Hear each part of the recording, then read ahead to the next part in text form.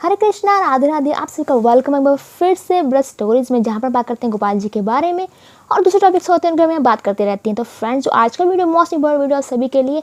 आप सबको पता है कि शरद नवरात्र शुरू होने वाले हैं 15 अक्टूबर से। मैंने इससे पिछली वीडियो में आपको बताया था। तो हमें जो उस पूजा में, यानी कि जब 15 अक्टूबर को हम सबसे पहली पूजा करेंगे नवरात्रों की, तो कौन सी बातें हमें ध्यान में रखनी है, कैसे कैसे सामग्री चाहिए विशेष हमें, और जो किन बातों का हमें ध्यान रखना है, कैसे कैसे पूजा हमें करनी है। तो देखिए, सबसे पहले हमें चाहिए यहाँ पे एक लकड़ी की चौकी। इस बात का ध्यान दें कि लकड़ी की चौकी ले लीजिए, या फिर मंदिर बनाया तो वहाँ पूजा आप कर सकते हैं। और वहाँ पे चाहे मंदिर है चाहे चौकी है, तो लाल कपड़ा भी ज़रूर लेकर आए सामग्री में आप। और उसके बाद आपको चाहिए जिसकी घट स्थापना कहते हैं हम। घट स्थापना के लिए हमें जो कलश चाहिए होते हैं, कलश आप जो है माटी का ले सकते हैं, बहुत शुद्ध मान जाता है। नहीं तो आपके पास अगर कोई धातु का कलश है, वो भी आप जो यहाँ पर इस्तेमाल कर सकते हैं पूजा के लिए। और उसके बाद आपको चाहिए स्वच्छ जल। इस बात का ध्यान दें कि स्वच्छ जल, जिसमें थोड़ा गंगा जल मिला लीजिए आप। उसमें जो है जो कलश आप यहाँ पे स्थापित करने वाले हैं, उस कलश में आप जो है भरिए कंठ तक भरेंगे आप। और कलश पे जो है उसके कंठ पे आप मौली भी बांध लीजिए। फिर कलश के जो है कंठ तक भर लीजिए, और उसमें कुछ चीज़ें डालनी जो आपको पता होनी बहुत ज़रूरी है। जैसे कि उसमें आप जो है हल्दी गट्ठी डाल लीजिए, और एक सुपारी डाल लीजिए, और इलायची भी डाल सकते हैं छोटी, और आप यहाँ पे लौंग भी डाल सकते हैं। और यहाँ पर जो आपने कुछ फूल डालने, अक्षत बीच में जरूर डालने, चावल भी कहा जाता है। तो वो जब आप डाल लेंगे, तो उसके बाद आपको एक बात का और ध्यान देना है कि इसमें 5 पल्लव डाल जाते हैं। तो जैसे कि आप पल्लव डालेंगे, तो जैसे कि आप आम के पत्ते ले सकते हैं, शुगर के पत्ते भी ले सकते हैं। शुगर के पत्ते और या फिर आम के पत्ते ले रहे हैं तो उन्हें अच्छे से साफ़ कर लीजिए, पहले पोंछ लीजिए। फिर उस पर जो आपको उसके लिए रोली चाहिए टीका करने के लिए। देखिए, रोली तो हमें माता जी को भी तिलक करना है और अपने पत्तों को भी तिलक करना है। जैसे कि हम स्वास्थ्य भी बनाएंगे, तो रोली आपको चाहिए पूरी पूजा में। तो इस प्रकार आप जो है फिर डाल लेंगे। चीज़ें डालने के बाद 5 पल्लव डाल लेंगे। फिर उसके बाद आपको चाहिए नारियल। तो नारियल भी आपको चाहिए।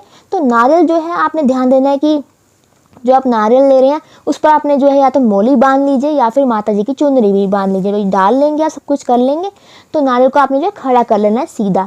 तो जो उसका ऊपरी भाग है ऊपर आएगा, जो चोंच होती है वो नीचे तरफ आएगा। तो आपका जो नारियल है ऐसे कि वो आपकी तरफ होना चाहिए, इस बात का आपने ध्यान देना है। और अब बात आती है कि जो घट स्थापना करते हैं, कलश स्थापना करते हैं, वो किस दिशा में हमें करनी चाहिए। बहुत से लोगों को कई बार नहीं पता, तो पता लग जाएगा। जैसे कि ऐसा कहा जाता है, जहाँ माता जी को स्थापित करते हैं जब पूजा में, तो माता जी का राइट हैंड साइड जो सीधा हाथ होता है, उसकी तरफ जो है हम यहाँ पे स्थापित करते हैं घट स्थापना, कलश स्थापना। तो इस बात का आपने ध्यान देना है। उसके बाद जैसे कि माता जी आपके घर में है, जैसे कि आप लेकर आएंगे, आप बहुत से पहले होते हैं माता जी उनके पास, तो ऐसे कि विग्रह है या फिर तस्वीर है, तो अगर विग्रह है तो उन्हें स्नान कराइए, फिर ही स्थापित कीजिए, उन्हें लाल कपड़े पहनाइए, पूरा श्रृंगार कीजिए। अगर आपके घर में जैसे कि तस्वीर है या फिर जो किसी और मटेरियल की माता जी जिन्हें आप इन्हें नहला नहीं सकते हैं, तो उन्हें आप जो है पानी का छींटा देके, शुद्ध पानी का, उस भाव से भी आप जो उन्हें स्नान करा सकते हैं। फिर उन्हें जो है आसन देके आप स्थापित कीजिए, माता जी का तिलक कीजिए, और माता जी को लाल चुनरी जरूर चढ़ाना, इस बात का आप ध्यान दें। तो लाल चुनरी चढ़ा देंगे। उसके बाद आपने क्या करना है, आपने घर स्थापना कर ली, माता जी को स्थापित कर लिया, उनको श्रृंगार तिलक वगैरह सब कुछ कर लिया। तो फिर आपने एक पान का पत्ता लेना है। पान का पत्ता आप लेंगे, तो उस पर आप जो है एक पताशा रख लीजिए, या फिर जो मीठे फूलियाँ होते हैं वो रख लीजिए।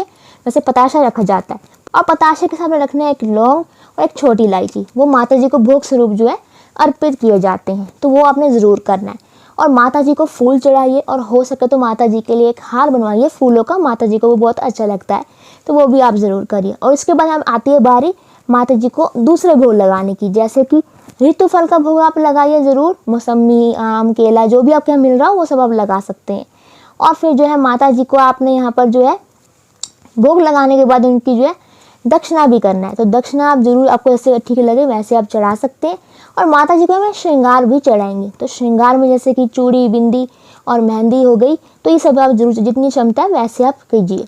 अब इसके बाद जब सब कर लेंगे, तो उसके बाद आपने क्या करना है, तो आपने जो इसके बाद आरती करनी है माता जी की। जो आरती आपको आती है वो आप कर सकते हैं। तो इस बात का ध्यान दें कि आरती जब आप करेंगे, तो आपने जो पीतल का या तो दीपक ले लेना, या फिर जब माटी का दीपक ले लीजिए। उसमें जो आप देसी घी की आरती करेंगे माता जी की, बहुत प्रेम और भाव से आरती करेंगे। तो बहुत से लोग जो है आरती करने के बाद माता जी का जो है पाठ भी करते हैं, क्योंकि व्रत रखते हैं बहुत से भक्तजन जो माता जी के। तो पाठ दुर्गा सप्तशती होती है, दुर्गा स्तुति होती है, उसका पाठ भी आप कर सकते हैं। तो जैसे आपको पाठ आता है वैसे आप करिए। तो ये कुछ बातें जो आपने ध्यान में रखनी है पूजा करते समय, और ये बातें जो बहुत इंपॉर्टेंट है, जिससे हमारी पूजा जो संपूर्ण मानी जाती है। तो अगर मेरा वीडियो अच्छा लगा तो लाइक करें, शेयर करें, और मेरा चैनल खोलकर सब्सक्राइब करना ना भूलें। हरे कृष्णा, राधे राधे।